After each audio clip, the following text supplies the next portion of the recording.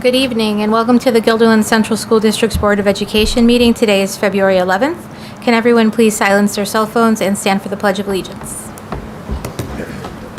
I pledge allegiance to the flag of the United States of America and to the republic for which it stands, one nation, under God, indivisible, with liberty and justice for all. Okay, and we'll begin with our high school student representative.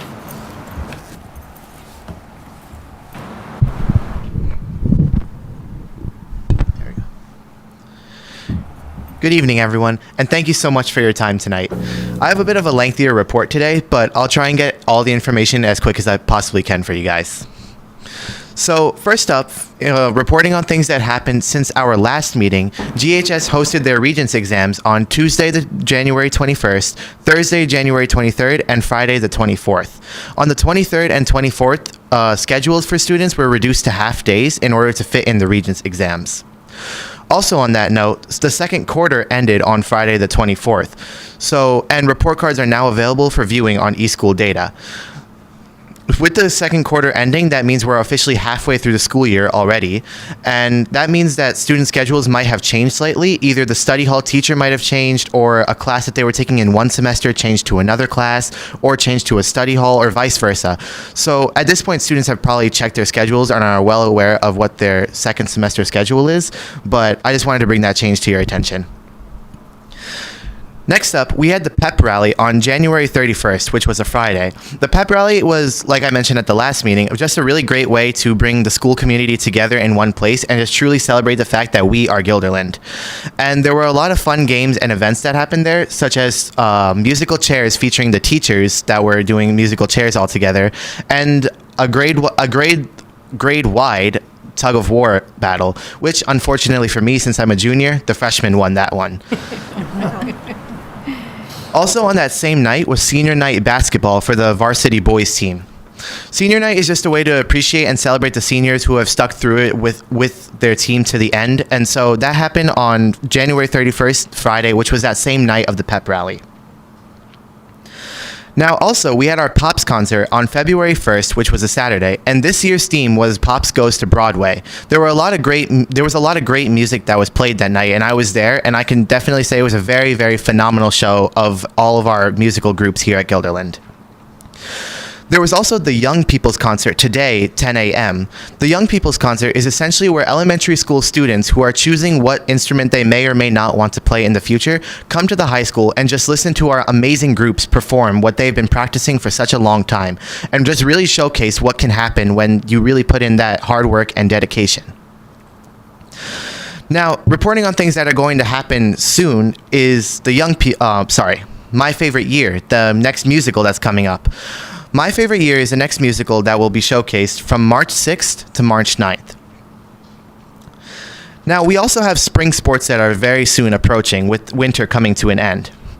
Sign-ups for winter sports end on February 14th, which is this Friday. So if a student is interested in playing a spring sport and hasn't already signed up, please make sure that you do that as soon as possible. Some spring sports include, but are not limited to, boys tennis, boys and girls track and field, boys and girls lacrosse, baseball, softball, and a couple others. The first day of spring sports will be on March 17th. Now, as we all know, on this Friday is going to be Valentine's Day, and student government will be selling flower carnations for $2 each on this Friday during student lunch mods. Students can go and buy as many carnations as they'd like for only $2 per carnation, which to me is a pretty good deal. Now, there will also be a blood drive hosted throughout the school coming up with the sign-ups being on February 24th to 28th during lunch. This blood drive will be hosted through Medcross Club here at Guilderland, and the drive itself will be on March 4th, a B-Day. If students do choose to sign up, they need to be 16 or older, and if you are 16, you need to have a parental consent form signed. The blood drive itself will take about an hour and a half per student, so if a student is going to donate blood, they need to make sure that they're touching base with their teachers to make sure that they're getting all their work done and resubmitted if they need to. Now, we also have Guilderland's Got Talent that's coming up. It was formerly known as Guilderland Gold last year, but now we're extending it to more than just singers. Auditions will be on March 3rd and March 4th, and this is where students can just showcase some talents that they may or may not have in front of people. Like I said, auditions will be on March 3rd to March 4th, and the show itself will be on March 21st, and there will be a cash prize. Finally, I won't touch on this too much since it is still pretty far down the road, but the cultural fair is getting started very, very soon. The cultural fair will be on Friday, April 11th, the day before our spring break, and it's one of the biggest school-wide events and usually, from my experience, one of the most well-received of the entire school year. And it's where students run booths that represent different countries and different cultures all throughout the world. More on that on the next meeting. Thank you so much for your time and have a great night. Thank you, Parth. So if it's okay with everyone, in respect of our students' time, I'd like to go down to number 12 on the agenda and start with that first. Sorry, it's taking me so long to get there. Board President action items. Item A, adoption of the proposed 2025-2026 school calendar. The proposed 2025-26 school calendar was attached, and we were presented with it on the January 14th meeting. And so it's presented for adoption. So can I get a motion to accept? Meredith, second Rebecca. All those in favor? Aye. Pass it. Oh, can Gloria vote? No, right? Yes, you can. Okay, so Gloria, what's your vote? That's an aye. Okay, so we're all in favor. Passes 9-0. And the big news there is that we will be, Diwali will be a school holiday next year. And congratulations, Parth, and thank you for bringing that to our attention. Just wanted to say a really quick thank you so much for all your consideration and for all your help with everything. I truly appreciate everything you've done. Thank you so much again. Thank you. And with that, we will move on now to public comment. Do we have any public comments, Linda? No? Okay. Then we'll move on to budget development, 2025-26 budget development. There was someone. Wait, hold on. Hold on, I think we have a public comment. Yes. How's the process? Okay. Was there public comment? No. Did you sign? We have another section at the end, but yes, you're supposed to fill out the form in the back and hand it into Linda. Okay. So what do we do? Want to go back after the budget, or? Well, why don't we do this and circle back? Okay. Come on.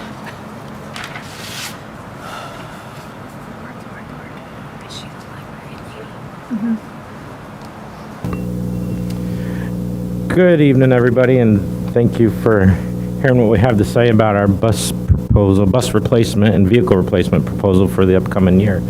I want to talk a little bit about our current fleet status. We have 115 buses or vehicles in our fleet. So out of that 115, 62 of them operate bus routes. Keep in mind, we also have 6 bus routes that are contracted out with third-party providers. Out of the 115, 99 of our vehicles are 10 years old or less. That's right. Oh, sorry. No worries. 49 of those vehicles are 5 years old or less. And the average age of our fleet is 6 years old. So we've actually have a pretty healthy fleet. Out of our fleet, currently 33 of them are diesel engine. 33% of the fleet is diesel engines. They're older buses, they're getting tired. 66% of them are gas engines, and of course 1% is electric vehicles, a full-size bus and a small bus. When I say our buses are healthy, every 6 months they get inspected by New York State DOT, and last year we had a 99.57% success rate. The year before, 99.53, and the year before that, 99.06, which is really good. That's a lot of work. Each bus inspected twice a year and less than one failure out of all those inspections. Currently, we have our electric buses. When you buy a new bus, there's a lot of things that have to happen before it can go on the road. They passed DOT inspection, of course. We're currently waiting for license plates. We got paper tags today, but we're waiting for the actual tags. It takes a while because they have to print them because it has the school district name. And we're waiting for camera installation on one of them. And next week, the two-way radios are going to be installed in all of our new buses, the gas engines and the electrics. Currently, the electric buses, we numbered bus 1 and bus 2. So with all the combustion engine buses, they go up to 400. So with the electric buses, we started over. Bus 1 actually threw an error code, and Justin, our head mechanic, looked at me and says, "Oh no." Keep in mind, it's new. It's a new concept for them. So they're working on that at Cummins Northeast right now. So hopefully we'll have it back pretty soon. And before long, we'll have our tags and get them on the road. This actually is an image of the buses that we're proposing to purchase next year. It's IC Bus, Leonard Bus Sales, who Gildan has had a long relationship with. And with the local population numbers going down and more efficient routing over the last year or so, we've been able to better manage our resources and deliver pretty good service meeting the needs of our students. Currently, we have more buses than we need, and we're looking to reduce the number of vehicles in our fleet. The original recommendation was to not purchase any vehicles for the upcoming year, but since there's funding out there for the electric buses, and it's still available, we figured we would take advantage of that, and at nearly a zero cost to the district, and while they're available. This will allow Gildan to experience the electric vehicles as part of our fleet, reducing student and community exposure to emissions and other toxins that come out of the gas buses. Obviously, with the electric buses, so 10% of our fleet, our bus routes will have electric buses on them, providing this goes through. We will continue to keep an eye on the zero emissions bus mandate. Anybody who's seen it in the news lately, it is very likely to change. Looks like possibly pushing back, possibly being able to opt out, whatever it is. Either way, we're going to continue to work on doing our part. We'd like to move forward with the purchase of 5 electric buses. Our current infrastructure will be able to support those electric vehicles. And with the current grants and rebates, again, the cost to the district is going to be nearly $0. So these buses will obviously be the latest generation. It's a newer model bus that IC put out last year. It's built around the safety and comfort of the passengers as well as the driver. We're also proposing that we get them with air conditioning in them. I know that sounds crazy for an electric bus, but we're going to manage it carefully. And it includes the chargers and setup. Our last electric buses did not include the chargers and setup. We actually did that on our own. We learned a lot real fast. And again, the costs to the district, $0. And maintenance wants to replace their old 2007 Chevy utility dump truck with a similar model, approximately $110,000. We appreciate all your support. Thank you. Any questions about the buses? This works. Have a good night, everybody. Thank you, Craig.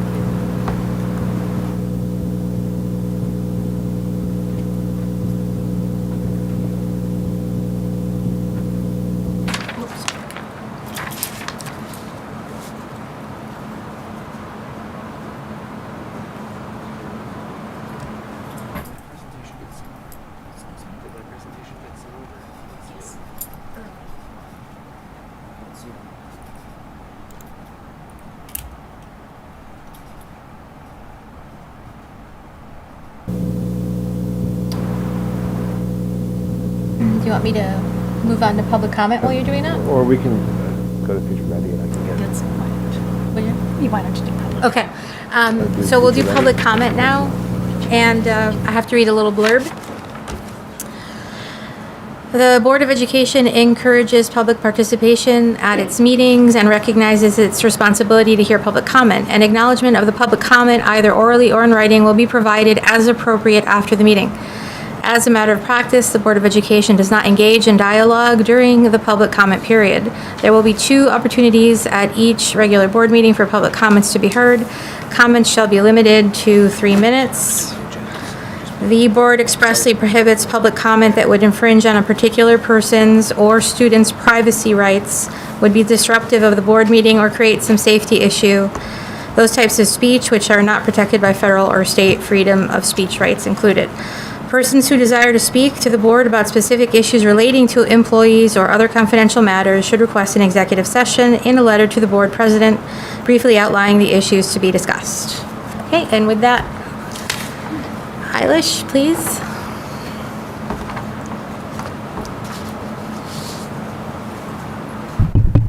Hello, how's it going?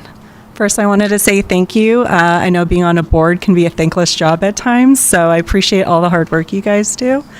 My name is Alicia Melchiati, and I'm here today speaking as a Guilderland taxpayer and not as a representative of any of the organizations I may be affiliated with. I urge the school board to follow the lead of the New York State Department of Education by releasing a statement to the Guilderland families that may be feeling afraid in the wake of recent harmful policy changes and rhetoric coming down from our U.S. government.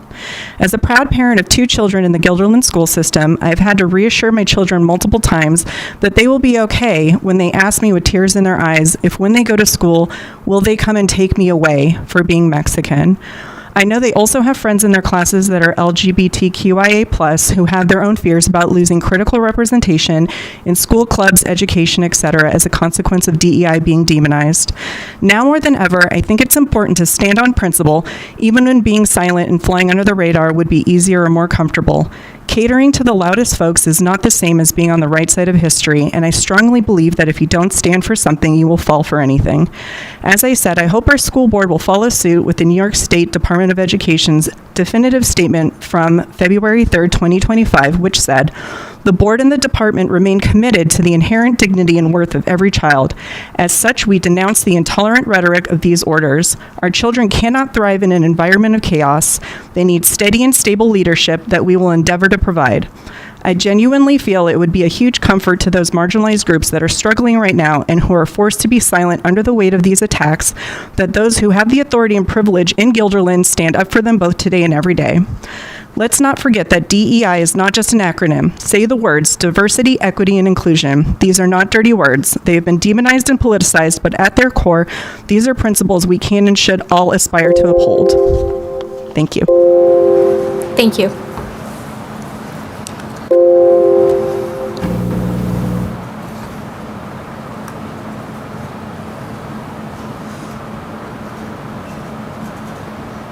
Maybe I'll do the consent items while we're waiting. Yes. Yeah, okay. Yeah, sorry. So let's move on to the consent items. Can I get a motion to accept and approve the consent items? Katie, second, Kim. All those in favor? Passes 9-0. And before we go forward, in that one moment, we have appointed our brand-new instructional administrator for elementary special education. Welcome, Nicole Malcolm. We're so happy to have you here in Guilderland. Yes. And you'll be starting on March 3rd. Yay. Welcome, welcome. Okay, how about curriculum and instruction?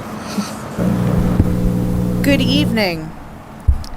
I have one textbook approval, a trade book approval for you. It's for information purposes only. We'll be asking for approval at the April 8th board meeting, and it is for the screenplay A Raisin in the Sun by Lorraine Hansberry for use with 11th grade.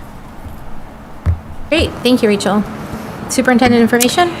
Sure. I have a couple items, all good news. As we heard from our student representative, we are coming up on our performance season. And so to begin, we have our FMS mask performers proudly presenting Beauty and the Beast Jr. These performances will be held on Friday, February 28th through Sunday, March 2nd. On Friday and Saturday, the performances will take place at 7 p.m., and the Sunday performance will begin at 2 p.m. Pre-sale ticket prices are $9 and will be available Monday, February 24th until Friday, February 28th. Tickets will be $10 at the door. Cash or check is accepted. And ticket reservations for $10 to be picked up at the ticket counter can be reserved by emailing fmsmask@guilderlandschools.net. And also, our own Guilderland Players, Cast, Crew, and Orchestra will present the Broadway musical, My Favorite Year, at 7 p.m. on March 6th, 7th, and 8th, and at 2 p.m. on March 9th. Tickets will be available online for purchase after February break. The March 6th performance will be ASL interpreted. All right. Great. Thank you, and we'll circle Thank back. you. Andrew? Okay. Thank you for your patience. So tonight I want to talk about two things, the executive budget proposal from Governor Hochul, and then our tax levy limit calculation for the 2025-2026 school year budget. Remember, a lot of last year's budgetary conversation at the state level focused around foundation aid.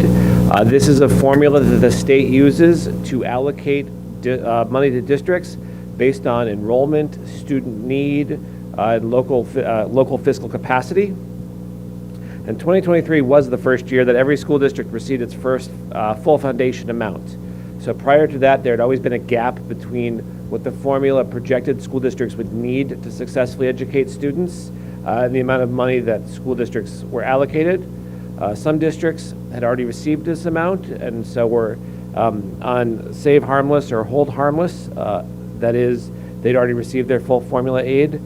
A district like Guilderland was well under its aid, and so we're, according to the formula, underfunded for multiple years. So this recent history of foundation aid allocations for the school district shows both the amount that we received as well as the gray bars are the amount that we would have received had the formula been fully funded. So for many years in a row, our gap was between $4 and $5 million, which is a substantial portion of our budget. So this was a real loss using a formula that the state had identified to determine our actual need. Again, 2023-24, we were fully funded. This year we receive our full formula amount. And next year, our formula projection is $27 million. This is a $1.4 million increase, or a 5.6% increase. Our overall aid projection is actually flat because we have projected declines in building aid and transportation aid, but the foundation aid increase is a very welcome increase as we make the budget, and a lot of it comes from data changes that the governor is proposing that were identified in the Rockefeller report.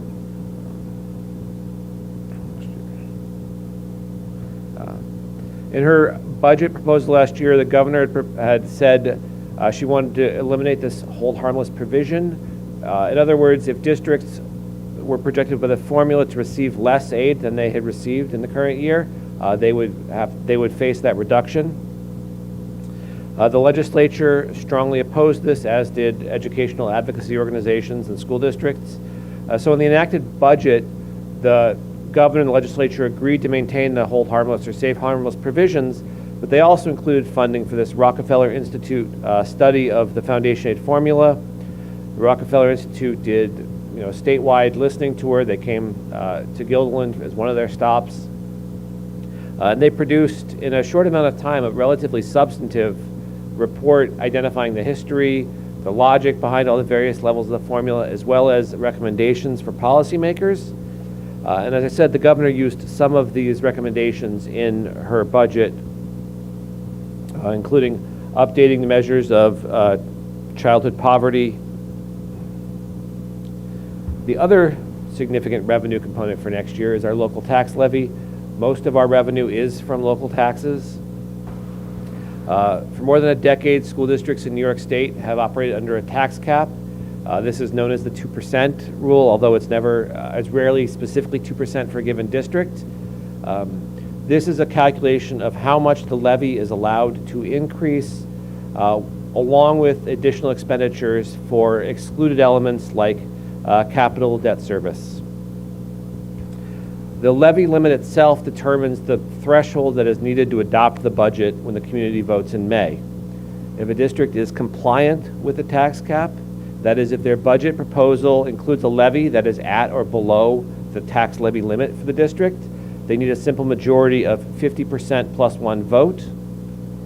If the tax increase is greater than the threshold and they want to override or pierce the tax cap, it requires a 60% supermajority to pass. If a budget is ultimately defeated and there's a revote process, but if a district is unable to adopt a budget or a proposed budget the community adopts, then there's no allowable levy increase.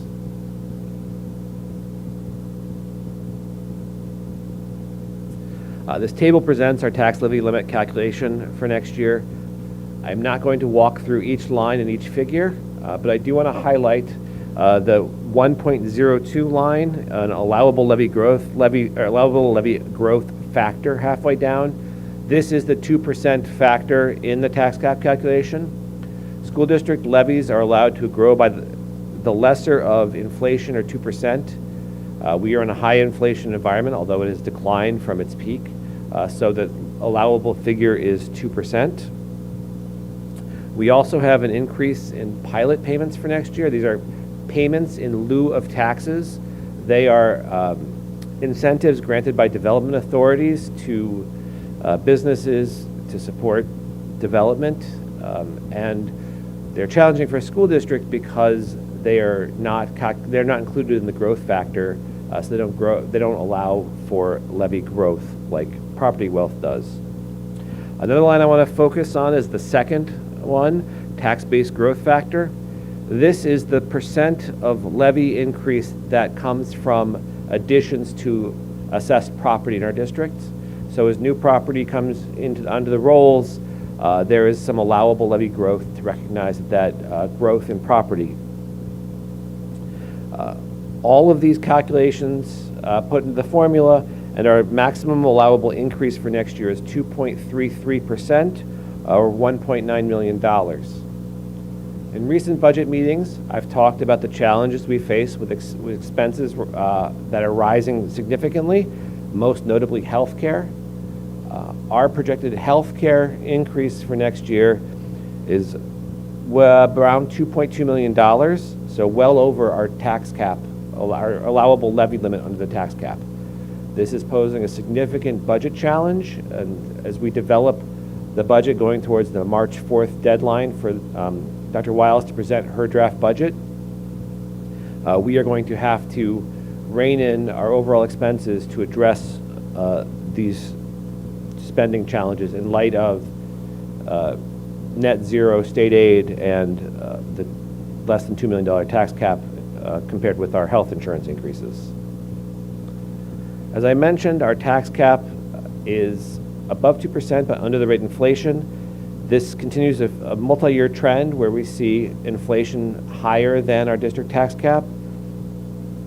There was a larger stretch of time where the two numbers were relatively close, and in fact, our district tax cap was in many years slightly above the level of inflation.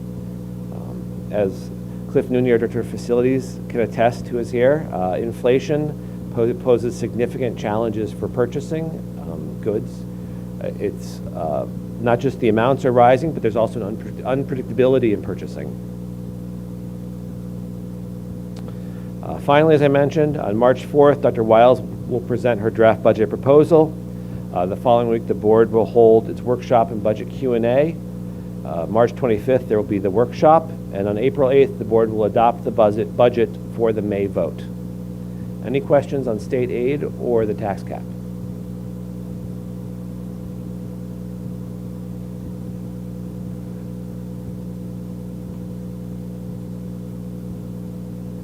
Okay, capital project? Okay, next.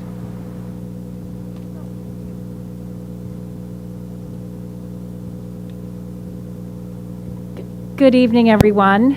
Want to thank everyone who's watching tonight. I'm really pleased to have this opportunity to share the recommendations of our facilities committee. This is a summary of months and months and months of work as we think about the future of our school district, not only the programs that we offer, but the facilities in which we offer them. So I'm going to share the work of our facilities committee that was informed by our Future Ready Task Force as we go forward here. So I just want to remind everyone why we're here and our shortened version of our mission and vision for the Guilderland Central School District. You know, each and every day we come here and we think about all kids, which means each and every one of our students. That is our commitment to the work that we do, that we try to acknowledge the strengths, the weaknesses, the joys of each and every one of the children who come here, and recognize that our job is to make them ready for the future, which is sometimes really hard to describe, but that's the work. And this conversation about Future Ready has been going on for more than 5 years. I'm just going to remind everyone, back in 2020, the board got together and set up 4 large overriding goals that we have been working on day in and day out during that time. One was around closing our achievement gap. One was to remain focused on the whole child. These were written during the time of COVID, so this was first and foremost on our mind. We made a commitment to focus on diversity, equity, and inclusion, and that's been key to our work each and every day. And we also had a goal about facilities. And we talked about the whole notion of having a future-ready set of facilities to serve our children. And there were 2 components to that way back 5 years ago. One was to think about how we maintain and support technology, including cybersecurity, which is always front of mind, and how we have adequate infrastructure and bandwidth and the resources and the space to serve our ever-increasing needs around technology. It's become a way of life. And then, of course, to have adequate network and data security. We learned that lesson in a very powerful way a few years ago.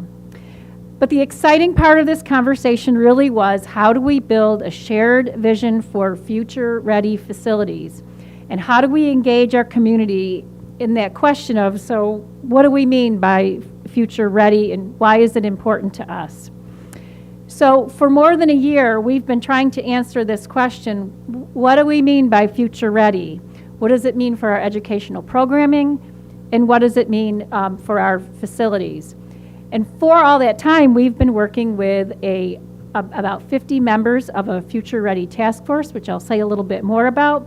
But I also want to give a nod to some of our partners who have really helped and guided us through this process. And we have some of our colleagues here from CS Arch who have been to about 1,000 meetings to help us set some priorities and think about how we take this work that we're thinking about and turning it into reality. So thanks for all your help and for being here tonight. So I'm just going to take a brief walk down the timeline of our work because, again, this is not just an idea that came to our facilities committee last week, but something that we've been working on for a long time. Going all the way back to January of 2024, when our board appointed the members of our Future Ready task force. Right after that, they formed 5 working subgroups. We had an elementary programs group. We had STEAM, science, technology, engineering, arts, and mathematics at the secondary level. We had a secondary humanities committee. We had a performing arts committee and a gathering spaces committee. And in that, about a year ago, more than a year ago, we held our organizational meeting. And then from February through May, we had many, many meetings of the large group. And then the subcommittees met as well. They did research, they did planning, they did visits to other school districts. They looked at lots of photos. They got lots of ideas about what could be for our community. We also did some community engagement through a thought exchange to help us get ideas of what this could mean for us. And then in June and July, we had our preliminary recommendations. We spent some time recruiting our facilities committee and lost no time over the summer to begin this work. And then in September, the board formally appointed our facilities committee. In October, we had a presentation from our Future Ready Task Force, and we heard from all 5 of our subcommittees. And then from November until last month, our facilities committee met multiple times, all virtually. They participated in some building tours so they could see firsthand the facilities that we were talking about and hoping to improve. And they engaged, the facilities committee did, in their own thought exchange to try to better understand what our needs would be and help that group get to consensus. So this has been a long road. And I just want to recognize the members of our facilities committee. I won't read all of these names. We had a lot of people representing many, many stakeholder groups who attended the meetings, engaged in the meetings, went on the tours, participated in the thought exchange. And I will say this publicly, we have had many facilities committees here in Guilderland, and they always start out strong with lots of people in the room for the first meeting. But by the last meeting, it's our architects, it's Mr. Nooney and a couple administrators. That has not been the case with this group. We have had full and meaningful engagement all along, including our last meeting, which was actually on a school holiday, and we had over 30 people there. So I really want to thank all of these people who truly committed to the work. It is what it takes to have a shared vision of the future and what that could mean for our facilities. So thanks to all of those fine people.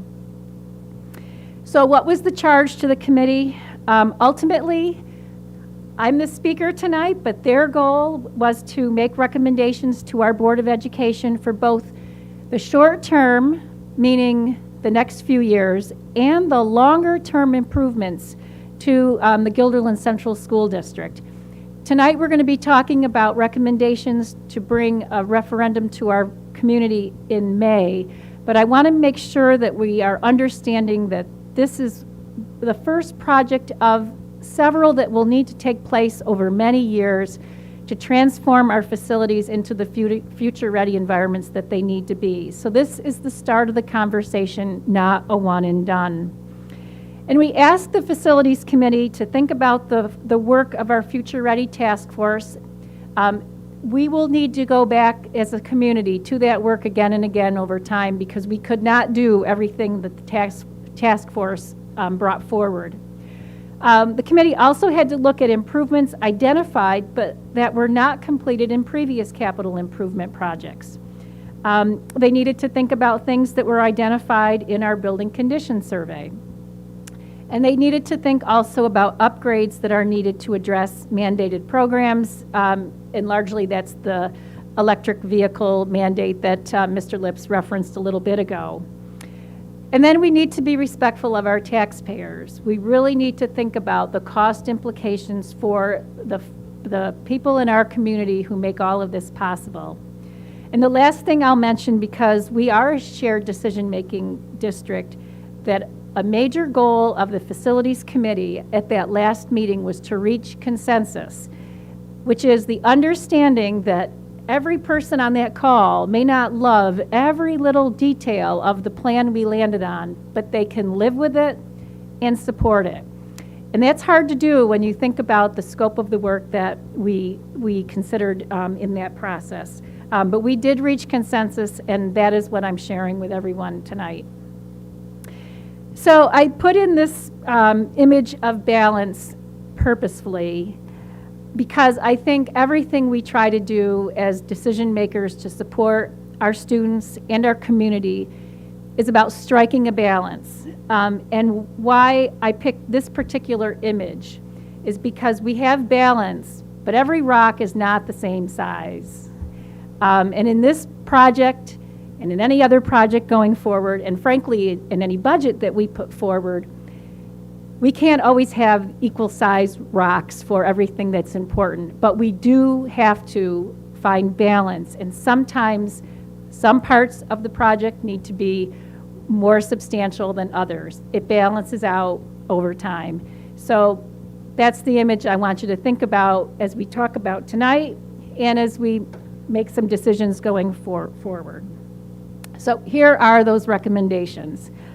And I want to say this, the Facilities Committee worked through a multiple page spreadsheet. I think it was 13 pages long with many, many items on each page with lots of details. And they wrestled with whether or not each of those items need to be a priority 1, a priority 2, or a priority 3. We spent a lot of time wrestling through that. Board members, you have that spreadsheet, and I encourage you to take a look at it. I'm going to give the 30,000-foot view of the conversations that we had during that process. And say this, these are the general proposed areas of improvement that are encapsulated in that 13-page spreadsheet. Safety and security is always critical to us. That was a key component of our discussion. We have also included some site work in this project. We always need to think about our infrastructure. Those are the items that bubble up in our building conditions survey. Things like roofs and paving and unit ventilators and windows. Always have to think about those. Instructional technology is also a very significant part of the work we're going to present tonight. But the right-hand side of this slide is really the meat and potatoes of the efforts of our Future Ready Task Force and what we want to share with our group tonight. We want to think about how we begin to transform our classrooms into places for future-ready learning. So we're going to talk about classrooms, general classrooms, and how we can transform them. And we're also going to talk about some specialized instructional spaces that support our performing arts, our technology learning, and also the Library Media Center. So I'm going to talk about the highlights in those categories next. So I'm going to start with safety and security and 3 areas that we're going to think about. As Mr. Nooney likes to say, our number 1 security device are our doors. And so door access controls are one of the things we want to make sure are state-of-the-art and serving us very well. Communication is also a tremendous part of our safety plan. And so replacing exterior public address speakers with internet protocol speakers is important for us to be able to make sure we can communicate clearly when our students are either inside or outside. And then we've talked for years about upgrading and keeping current with our video surveillance cameras. We are always looking to expand and replace as we need in that area. Infrastructure, this is a sampling of the things that we will be looking at in this project. It is not everything, but we will be looking at roof replacement. I think the biggest example there is over at Farnsworth Middle School. HVAC is a huge part of this project. We talk about heating and cooling all of the time. The legacy piece is our building management system that is essential to making sure we can manage our temperatures and our climates, a very important topic these days. We are always thinking about asbestos abatement and pursue it whenever we need to, and whenever we open a wall, it becomes a potential conversation. We're also looking at some upgrades in our transportation department in terms of lifts for our building bus maintenance. And then we need to do some upgrading with our irrigation system that's housed out of the Building 3 over in maintenance. So those are some of the infrastructure items that are included as priority ones in this program, in this project. We also have some site work to do. We have a lot of parking lots. I'm sure you have noticed that. And at any given time, any one of them needs work. So we are continuing to do some paving work in various areas across the district. We also have athletic fields that need attention. The 2 that are most critical at this time are our football field over at Farnsworth Middle School. It is often unusable. We also need to do some upgrades to our softball field here at Guilderland High School. And last but not least, if you've driven by Farnsworth Middle School, you notice a building in front of it that is outlived its usefulness, and we are hoping to see it disappear as a result of this capital project. That is a personal highlight for me. I think we're going to, should this pass and should this all happen, we're going to have a small shed there for future infrastructure for capital projects, and it will be a beautiful thing. We're also doing a lot of instructional technology upgrades in this project. We need to have equity in our classrooms. We have 100 classrooms across the district that do not yet have Promethean boards. These are amazing teaching tools that are used constantly in the classrooms that have them. So we would like to outfit all of the remaining classroom spaces in the district that don't have a Promethean board with one. And then we have 41 additional Promethean boards that we have here, but they are on carts or in other, they are not mounted on walls. Our classrooms are small. It creates lots of additional teaching and learning space when these are mounted on the wall, on sliding tracks that allow them to go tall for the teacher and nice and low for our younger learners. They're quite amazing. So we'd like to accomplish that in this project. We also need to look at some of our technology closet upgrades. We have closets that you cannot literally get into. They are so close. The one at Guilderland Elementary School has made the slideshow here. These are the heartbeat of teaching and learning in the 21st century. They need to work. We need access to them to make repairs and upgrades as needed. And last here is our virtualization system nodes. This is kind of the nervous system of our technology work. This connects all of the servers that keep our software and hardware running. So what about future-ready classrooms? I want to start with thinking about our elementary classrooms. When we talk about upgrading classrooms, we're really looking at what I've listed here: casework, which is storage, mechanical upgrades, asbestos abatement, lighting, power, data, furniture. This is refurbishing classrooms to make them places where students can engage in collaborative learning, where there are flexible learning spaces, where students can see, where they have access to data, comfortable, engaging learning environments. And we have the following plan for our elementary buildings. We're looking at redoing the 5th grade wings at Altamont, Linwood, and Westmere, and 4 kindergarten classrooms at Guilderland Elementary School. You might ask why we picked those grades. We actually asked our principals, in your buildings, where are the priorities for upgrading our classroom spaces for the children that you have? And in the first bullet there, it was our 5th grade classrooms, but Dr. Lockwood at GES pointed out that our kindergarten classrooms are in dire need at that school. So those are those priorities. At Pine Bush, we're taking a little bit different approach. We have moved 2 of our self-contained classrooms to Pine Bush and would like to do some upgrades to those spaces to better support those students. We also need to look at the reading room, and we're looking to transform that space into a professional development space and reconfigure a bit. And lastly, we're looking at one of the pods at Pine Bush as a bit of a pilot to think about how we can reconfigure that space to better use it as a breakout learning area. It's a large area, perhaps underutilized, perhaps can be rethought to create new and different learning environments. At the high school, we also want to expand, or at the secondary, our future-ready classrooms. We are looking at refurbishing 6 science classrooms at Farnsworth Middle School. We did some refinishing and upgrading of some science classrooms here at Guilderland High School.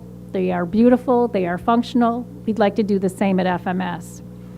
And then in addition to that, we're looking at 10 classrooms to upgrade kind of across the content areas, including world language, English, social studies, math, and CSP is our self-contained class programs here at the high school. And lastly, and I'll show you visually where this is, we are looking to create an additional multi-purpose instructional performance meeting space that will actually be a function of our repurposing this very room that we're in. So stay tuned for that, but that would be another opportunity for the high school. So let me talk about the performing arts. I know we have had our board go on a tour of our performing arts area about a year ago in August. We've had students and others who are part of our performing arts program come and speak with the board. And we know that there are needs to support this very successful, ever-growing, very accomplished program that we are so lucky to have here in Guilderland. They are very much squeezed for space and need more of it in order to accommodate all of the things that they do without relocating from the stage to the choral room to the orchestra room and back and forth. So we'd like to expand some of their spaces, and I'm going to show you a map in a second, but what it will include is renovations as well as an addition to this building to give us some more space. And it will allow for the creation of a new choral room, a new orchestra room, additional practice rooms, and instrument storage. And when I show you how that move is going to happen, it's going to create some additional spaces that can be repurposed, including some special education classrooms, the nurses' suite, a band room that will get refurbished, the music room, and also some technology space. So I just want to say a couple words about our technology labs. These are some photos from the tour that happened at GHS a few weeks back. We talk about future ready and the power of STEAM and the need to prepare students for a highly technical world. The spaces that we have in the high school need some help in order to encourage that, both from an infrastructure perspective, but also a space perspective. So there would be some expansion and renovation for those spaces as well. So let me show you the map of where this will happen. And I'm going to start with the pink here. That lighter pink space is where we are all sitting. The darker pink would be an expansion to Guilderland High School to allow for additional rehearsal space for our music program. One of those boxes, and I'm going to, at the top corner, is that multi-purpose instructional performing meeting space that would be part of that expansion that could be used by all of our students, all of our faculty for meetings, for professional development, for performance. We're really looking at it as a space to kind of replace some of what we have in this room right here, which will become one of the music spaces. When we move, music currently is where those other pink boxes are. We will move the music out of that area and create some additional spaces to expand our technology programs. Those areas are where our technology rooms currently are, but they would gain an additional space, they would gain some upgrades, some better infrastructure, better learning space. So if you think about my balance image, this is one of the bigger rocks in our image. The other thing I will point out in this is the large pink space right in the middle of the page. That's our current library. And as part of this proposal, We're going to think a little bit differently about how we use that space and turn it into something that is far more flexible than it currently is. In fact, it could be the place, for it to be the place where future board meetings and other events could happen. And I'm going to try to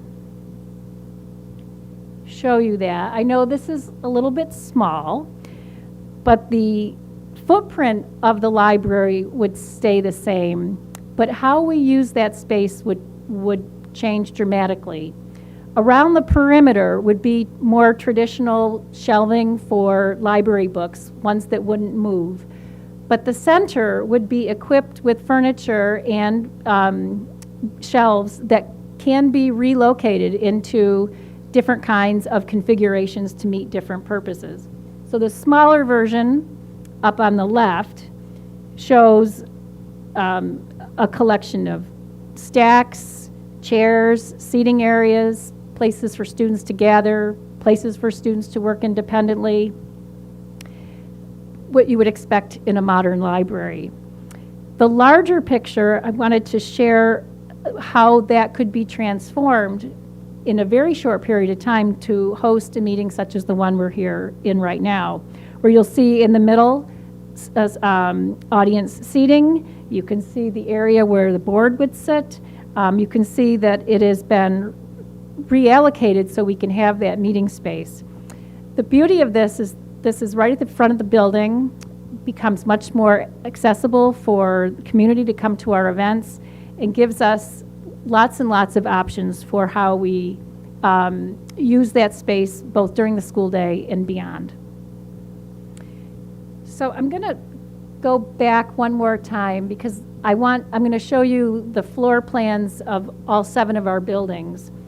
And I just want to point out that there are other little signals on here. So there are dots on rooms that would get Promethean boards. The yellow rooms are ones that would be upgraded, as I noted before. We're trying to provide broad-based but targeted improvements across each and every building. So that gives you a sense of we're trying to address the needs across the building. So that's the high school. Here's Farnsworth Middle School. You can see lots and lots of green dots here. The middle school is probably the furthest behind in getting Promethean boards, so those green dots represent Promethean boards. The 6 yellow squares represent the 6 science classrooms that would be refurbished. And the pink on the circle is actually one of our technology rooms that will be upgraded to address some changing needs in our programming there. Here is Altamont Elementary School with, you can see where we'll be adding some additional Promethean boards. That's the 5th grade wing in the yellow.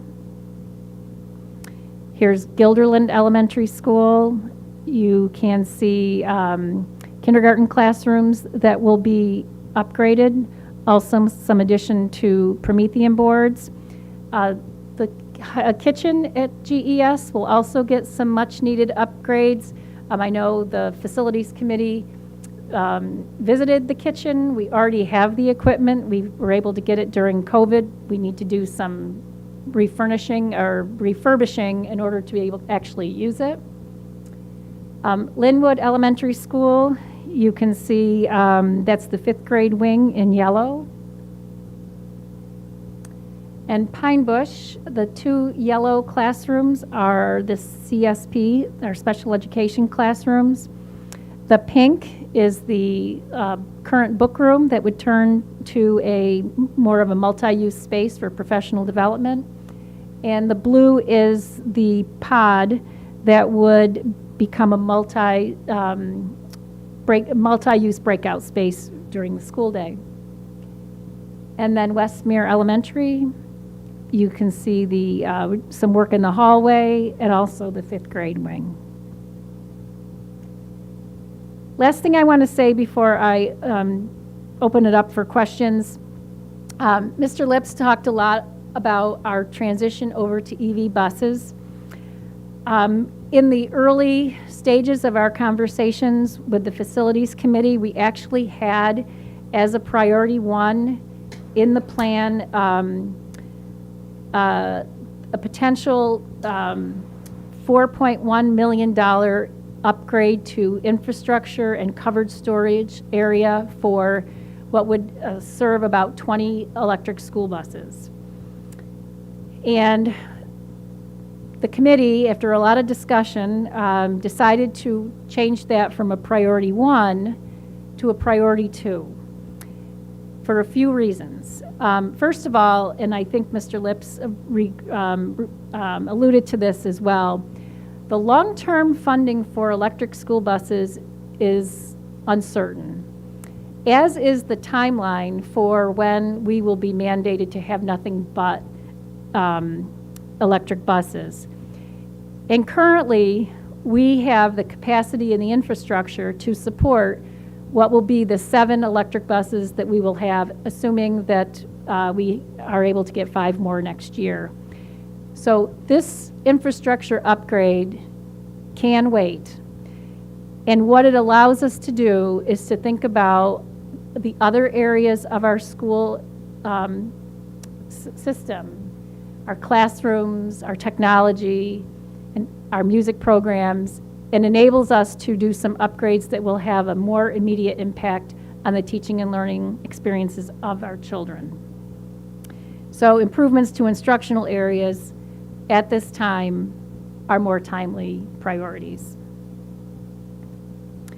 So what does all of this cost? As you will see, I talked about the spreadsheet that our committee worked through. What I've just described to you is everything that that committee recommended to be a priority one, meaning should this project be accepted by our community, these are the things that we would do, contingent on bids and all of the things that go into this process. So you can see it broken out by building. The total cost of construction is $46,934,184. There's approximately $10,300,000 in incidentals for a total referendum that's $57,259,705. So what does that mean? So there's the total cost. Want to point out that 75% of the proposed project is aid eligible. That's good. Our building aid ratio is actually up to 7.704, up from 0.689. That is also good. At this point, we're estimating the tax impact for our community to be 2.8%. That's an estimate. We're going to continue working on that. Honestly, we'd like to get it a little bit lower. That translates into roughly $153 for homeowners with a home based on our average assessed value, which is $283,500 and change. So there are still some moving parts with all of that, but at this preliminary stage, that is our projected estimate. We'd like to bring this to our voters on the May ballot, so May of 2025. And with that, I'll take questions and hand them off to whoever might be able. Any questions? I know it's a lot. Thank you. I know it's a lot of work. Yeah, there were even field trips involved. So thank you. Sure, Meredith. What's the parking implication once construction is complete? It would obviously take a huge piece of that parking lot that's out there. What would that look like afterwards? That is a good question. We're not at design yet. So, I mean, I think one of the things I should say is this is really conceptual. Like, is this something that we would want to do? I think it is true we would lose some parking spots. So we'd need to think about how do we regain those parking spots or think about how we use other areas a little bit differently. It's a great question. Kelly? After this proposal, assuming it goes through, what's the next steps? Is it a 5-year plan? Is it a 10-year plan as far as priority 2, re-engaging the group or a different group next year, the year after? Is there a thought process in mind? Well, I think some of it will depend on how quickly things happen. So let's say this is approved in May, then our friends, the architectural firm, go to work and do detailed plans, because these are conceptual. Those go to the state education department, and they're there for some period of time, which I don't know if anyone has an estimate. You know, and then we go through the whole process of bidding. So I think some of it will depend on how fast that process goes. Another huge part of it is actually the school district's financial position, and working with our financial advisors to plan how we leverage previous debt that's coming off before we take more debt on, so that our taxpayers do not feel a big impact over time with increased debt. So we're going to want to be very strategic about that.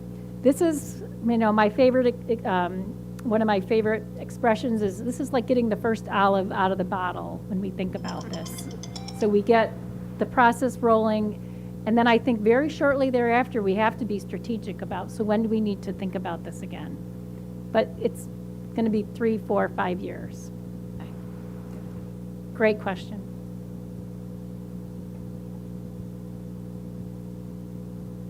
Rebecca, are you sure you don't have another question? Tara? No, okay. Thank you. So just immediate timeline. Obviously, we want to give the whole board a chance to digest a lot of information. Should we go forward with this, the board would need to formally adopt a resolution to get it on the ballot in March. I believe either the 4th or the 11th would be the last date. Okay? That's kind of important to know, because we have deadlines we need to hit. Thank you. All right. Thank you once again to our friends from CS Arch and the Facilities Committee, and you know, everyone who really put a lot of time into this. Appreciate it. Thank you. Thank you. Great, thank you. Does anyone remember where we were? We're back to Skipped around a little bit there. Okay, I think, yeah, I'm on number 9. Number 9, yeah. Thank you. Board President information. That's me. Upcoming Board of Education election will be May 20th, 2025. Petitions are available through the district clerk for any district resident who might be considering running for the Board of Education. 47 signatures of eligible district voters are required based on 2% of those voting in last year's election. There are 3 3-year terms on the board that will begin July 1st, 2025, and 1 2-year term that will begin May 21st, 2025. Okay. In order to be eligible to run for the Board of Education, nominating petitions with 47 or more signatures from qualified voters in the district must be submitted to the district clerk on or before Monday, April 21st, 2025 by 5 p.m. Anyone who has questions about the duties and responsibilities of a board member may contact the superintendent, me, or any current member of the Board of Education. A candidate must be able to read and write, be at least 18 years of age, a qualified voter, and a district resident for at least 1 year prior to the date of the vote on Tuesday, May 20th, 2025. Further qualifications and information is in the packet available through the district clerk. Okay. Board of Education policy review. The following policy is presented for information and discussion. This document was discussed at a recent Board of Education policy review committee meeting and is being presented for a first read this evening. The recommended edits are highlighted, and this is the students and personal electronic devices, which you have attached. School business management action items. Sorry, Andrew. Thank you. My first item for your consideration are 2 service agreements. The first is with Hanover Research. They will assist us with our multi-tiered system of supports initiatives. The second is with the St. Anne Institute, located in Albany, which provides day education for youth who require the highest level of care prior to hospitalization due to trauma, including high levels of domestic violence, self-harming behaviors, suicidal thoughts and attempts, foster placements, or histories of substance abuse. Okay, motion to accept the service agreements. Tara and second Nina. All those in favor? Aye. Aye. Okay, passes 8-0. I'm sorry. Passes 8 and then 1 abstention. Okay. And then internship agreement, right? My next item is an internship agreement with Russell Sage College, or for students at Russell Sage College. Okay. Motion to accept. Kelly, second Rebecca. All those in favor? Or any questions or comments? No? Okay, all those in favor? 9-0. Thank you. My next item is the board annually adopts non-resident tuition rates. So this item is for the 2024-25 school year. We have currently 2 seniors that are tuitioned. These rates are calculated by the State Education Department for us in accordance with a formula established by law. Okay, motion to accept. Meredith, second Rebecca. Any questions or comments? All those in favor? Aye. Passes 9-0. Thank you. My next item is a resolution that allows us to participate in a regional information center, One Risk Operations Center, which is related to implementation of Education Law 2D, which is about data privacy agreements. This resolution authorizes the ROC to negotiate these agreements with vendors and third-party contractors on behalf of the school district. Motion to accept resolution to participate. Katie, second Kim. Any questions or comments? All those in favor? 9-0. Thank you. My next item are 2 health and welfare services agreements with neighboring school districts, Niskayuna and Bethlehem. These are for health and welfare services for students who live in our school district but attend the private school within another district. We would pay for a portion of the nursing services that the private school receives from that home, from the district. In other words, we have students living in our district in private schools in these districts. Okay, motion to accept. Tara, second Nina. Any questions or comments? Yep. So, why? Because by state law, we provide, private schools receive services from the school district they're located in. So a private school in Gilliland, we provide nursing services or other services to them. If a student from another district attends that school, we can bill them for a portion of that service. So it's by law. It's our share of Got it. the required service. No? It's complicated. My next item are 2 general fund transfers. I didn't do the vote, Oh. sorry. Oh, All those in favor? Aye. 9-0. That was me jumping. So my next item are 2 general fund transfers. Okay, motion to accept. We've got Kelly and then Meredith. Any questions or comments? All those in favor? Aye. 9-0. Thank you. My final item is a donation. Recommendation to accept a donation from the former SEPSA, the Special Education PTA, for the Farnsworth Middle School START program. Great. Can I get a motion? Kim? Second Rebecca? I was actually going to say I need Are you to gonna abstain. Are you gonna abstain? Darn. Okay. So Meredith, second Rebecca. Any questions or comments? Okay. All those in favor? So 8 and then 1 abstention. Is that it? Yeah, that was it. Okay, so thank you so much for the donation. That's wonderful. And I think we did superintendent, so now. No, I didn't do it. You didn't? Okay, my bad, Marie. My first item is a request to approve a co-curricular club, engineering club at the high school to be advised by Mr. Ryan. Okay, can I get a motion to approve the club? Kelly and second Katie. Any questions or comments? All those in favor? 9-0. Thank you. My next item is a request to approve a memorandum of agreement. Be it resolved that the Board of Education authorizes Superintendent of Schools to execute the proposed memorandum of agreement between the Guilderland Support Staff Association and the Guilderland Central School District. Okay, motion to accept the memorandum of agreement. Kelly, second Tara. Any questions or comments? All those in favor? Aye. 9-0.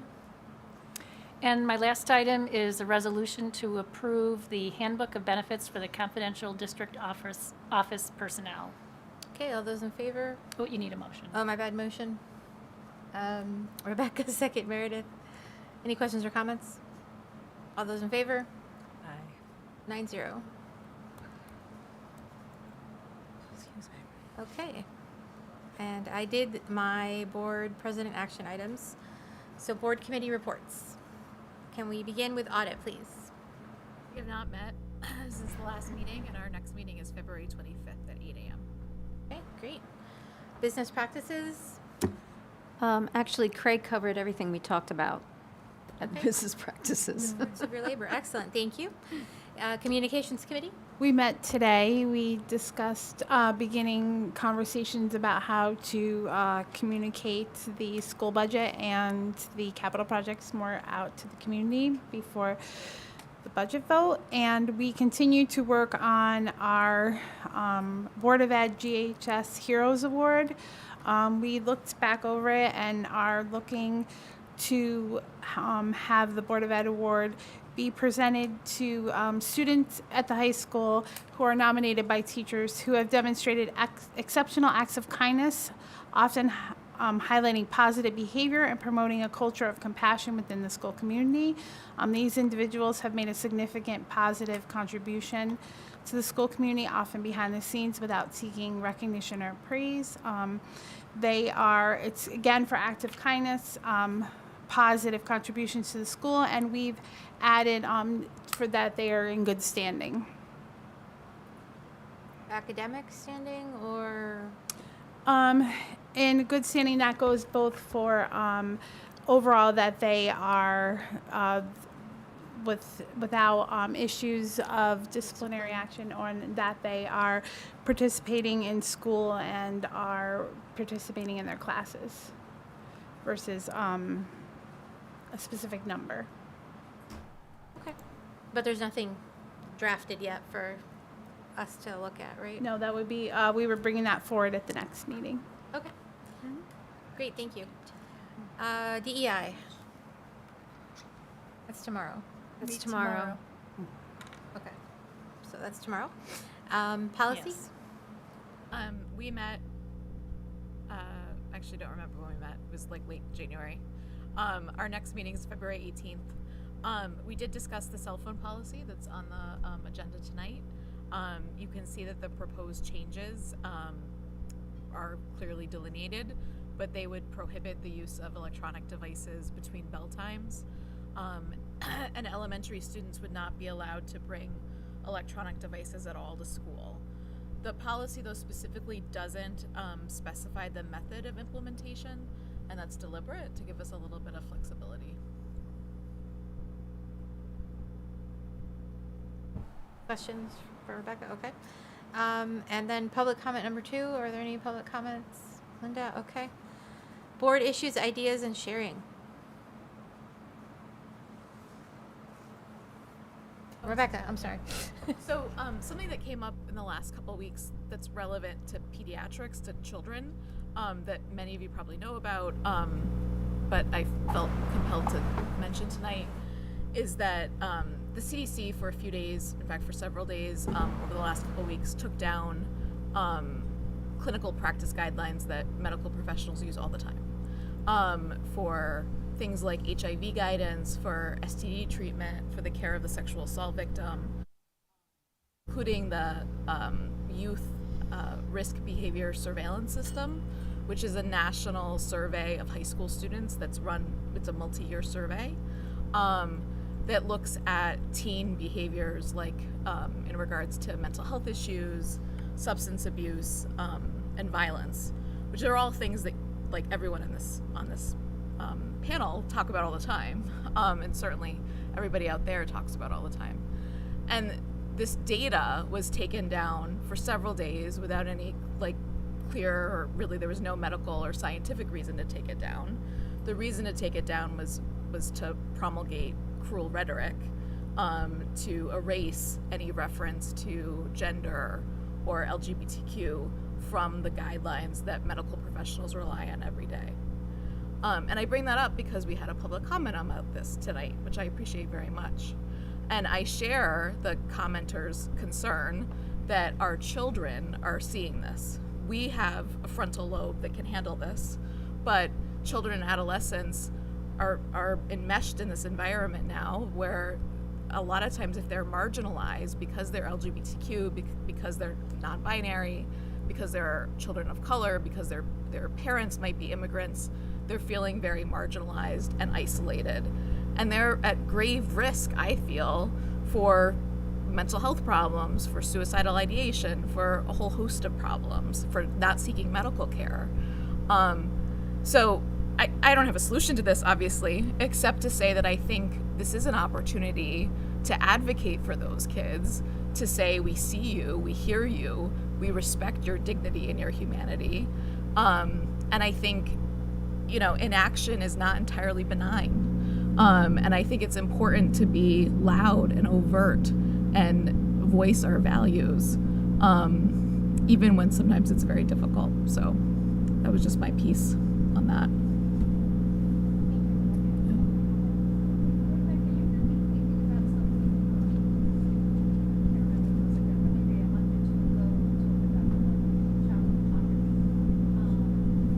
I have friends who teach in Albany, and they have community schools in Albany where they have wraparound services for families in need. And I'm wondering if that's something we can do here in Guilderland. Like, I don't mind going and looking at these community schools, finding out like how you even get started, because I have no clue. But I know like Albany has like 7, and they went to United Federation of Teachers to get their model. That's the New York City Union. So I don't know if that's something we want to consider. I think that would be a great way to help our families in need, because they would have medical services. They would have some of them even have like washing machines if people need to go and wash their clothes and they don't have access and don't have money to go to these laundromats. So I don't know. It was just something that I've been thinking about since you made your comment, and it just really kind of struck me. So just an idea that I could look into if people don't mind. Please. Okay. Yeah, community schools are so cool. Awesome. All right, cool. Yeah. I'll make calls tomorrow. Thank you. Any other comments? I have one, but I'll let you, or questions. Okay. So this will be my 4th year bringing this up. I have noticed that we have some students that walk in the Pride Parade, but they don't do so in any type of affiliation with like a club or anything here, I think. And so, or have they walked as part of one of our clubs? I'm not sure.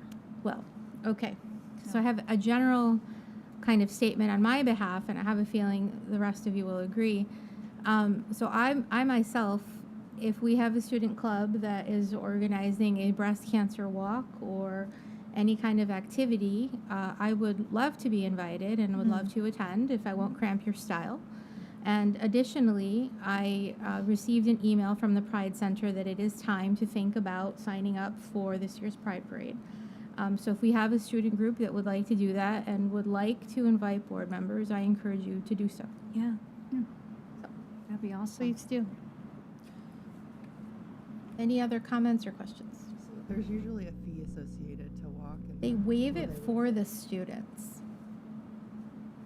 Maybe if I emphasize that this is a volunteer position, they won't charge me, but I'd probably be willing to pay. Anything else? I'm going to just add to what you said, and I'm being a little presumptuous, but if we need an organization, if we can't get one here, as a past president of the New York State Pride PTSA, I'm sure they would be willing to walk.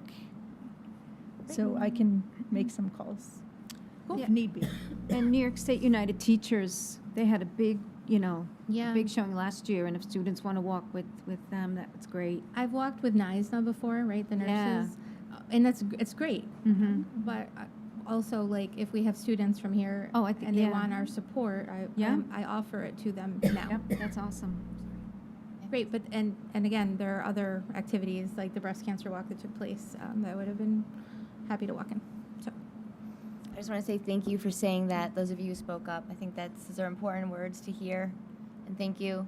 I think that it's important that we recognize that we do support the students in the building, so thank you for saying those things. Great. Alrighty, I think that's it then. Motion to adjourn. Tara, second Katie. All those in favor? Aye. 9-0. You too, Gloria? Okay. Have a good night, everyone. Thank you.